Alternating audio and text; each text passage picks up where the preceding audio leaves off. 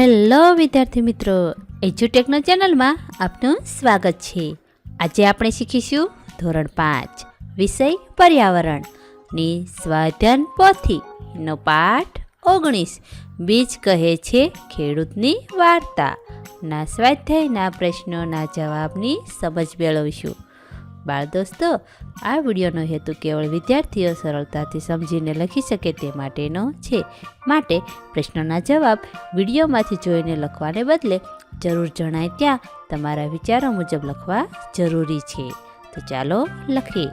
પાઠ 19 બીજ કહે છે ખેડૂતની વાર્તા।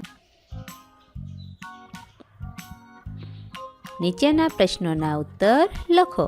સૌપ્રથમ પ્રશ્નોના જવાબની સમજ મેળવી લઈએ। સવાલ 1, ઉબાડિયું કેવી રીતે બનાવવામાં આવે છે? જવાબ, શિયાળાના તાજા શાકભાજીમાં મસાલા ભરી તેને એક માટલામાં ભરવામાં આવે છે।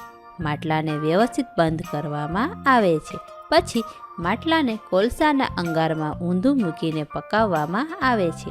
આ રીતે ઉબાડિયું બનાવવામાં આવે છે। સવાલ 2, તમે કયા કયા બીજને ઓળખો છો?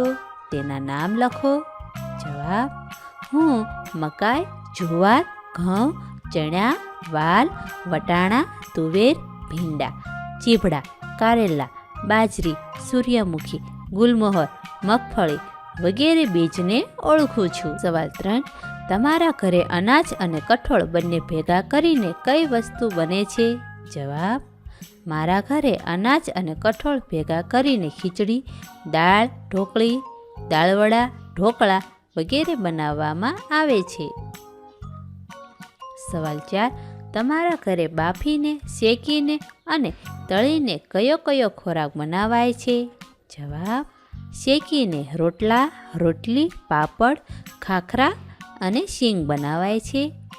બાફીને ભાત, ઢોકળા, ઇડલી અને ખમણ, તળીને પૂરી, કચોરી, સમોસા, ભજીયા અને પાતરા બનાવાય। 5, આપણે ભોજનનો બગાડ કરીએ તો તેમાં કયા કયા લોકોની મહેનતનો બગાડ કરીએ છીએ?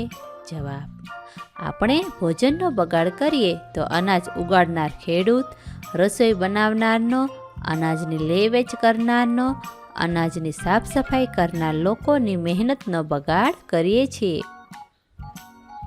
પ્રશ્ન 2, તફાવત આપો। હવે તફાવતની સમજ મેળવીએ। રાસાયણિક ખાતરવાળી ખેતી અને સજીવ ખેતીનો તફાવત લખીએ। ખેતરના પાકને તરત જ પોષક તત્વો મળે છે, જ્યારે સજીવ ખેતીમાં જમીનની ફળદ્રુપતા જળવાય છે। રાસાયણિક ખાતરવાળી ખેતીમાં ઉત્પાદન સારું થાય છે। સજીવ ખેતીમાં જમીનમાં ઊંડી ખેડ થાય છે। ખેડૂતનો આવકમાં વધારો થાય છે। રાસાયણિક તત્વ વગરની ખેતી થાય છે। વધુ પડતા ઉપયોગથી લાંબા ગાળે જમીનની ઉપજ ઘટે છે। ક્ષારિત જમીનનું બંધારણ જળવાય છે। આ પાકોને ખોરાકમાં લેવાથી લાંબા ગાળે નુકસાન થાય છે। સારી ગુણવત્તાવાળા પાકો લઈ શકાય છે। પ્રશ્ન 3, નીચેના પ્રશ્નોના જવાબ લખો। સવાલ 1, ખેતરમાં ઉગાડેલા અનાજમાંથી તમારા ઘર સુધી રોટલી કેવી રીતે પહોંચે છે તેની યાત્રા જણાવો। જવાબ, અનાજને કાપવામાં આવે છે, તેમાંથી દાણા છૂટા પાડવામાં આવે છે, તેને સાફ કરીને ઘરે સાચવીને રાખવામાં આવે છે, ત્યારબાદ જરૂર મુજબ લોટ દળીને રોટલી બનાવવામાં આવે છે। સવાલ 2, ખેડૂત આપણને કેવી રીતે ઉપયોગી છે? જવાબ, ખેડૂત આપણી જીવન જરૂરિયાતની વસ્તુઓ જેવી કે અનાજ, શાકભાજી, ફળો વગેરે પકવીને આપે છે। સવાલ 3, તમારા વિસ્તારમાં ઉગાડવામાં આવતા પાક અને શાકભાજીના નામ લખો। જવાબ, પાક ઘઉં, બાજરી, મગફળી, કપાસ, જુવાર, મકાઈ, ચણા, જીરું ઉગાડવામાં આવે છે। શાકભાજી રીંગણા, ટામેટાં, દૂધી, કારેલા, કોબીજ અને ગાજર પકવવામાં આવે છે। સવાલ 4, કોઈ એક પાકનું ઉદાહરણ લઈ તેને વાવવાથી લઈ પાક લણવા સુધીની પ્રક્રિયાના સોપાનો લખો। મકાઈ, જમીન ખેડીને તૈયાર કરવી, દાણા વાવવા, પાણી પાવું, નિંદામણ દૂર કરવું, ત્યારબાદ ખાતર નાખવું, પાક તૈયાર થાય એટલે લલણી કરવી. પ્રશ્ન 4. ખેતી માટે વપરાતા જુદા જુદા સાધનોની માહિતી મેળવો અને લખો. જૂના સમયના સાધનો અને હાલના સમયના સાધનો. જૂના સમયના સાધનો હળ, પાટિયું, કોદાળી, પાવડો, ત્રિકમ, બળદ વગેરે ઉપયોગમાં લેવાય છે. હાલના સમયના સાધનો ટ્રેક્ટર, થ્રેસર, દવા છાંટવાના પંપ, વિવિધ આધુનિક સાતી વગેરે ઉપયોગમાં લેવાય. ઉપરના સાધનો પૈકી કોઈ એક સાધન વિશે લખો. અહીં ખેતીમાં વપરાતા સાધનો પૈકી એક સાધન વિશે લખીએ. હળ.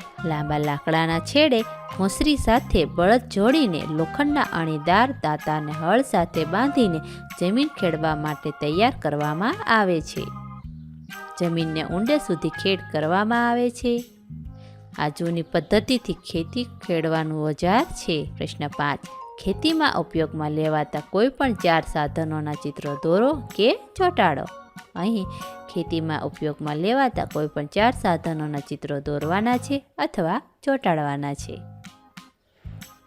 ત્રિકમ, પાવડો,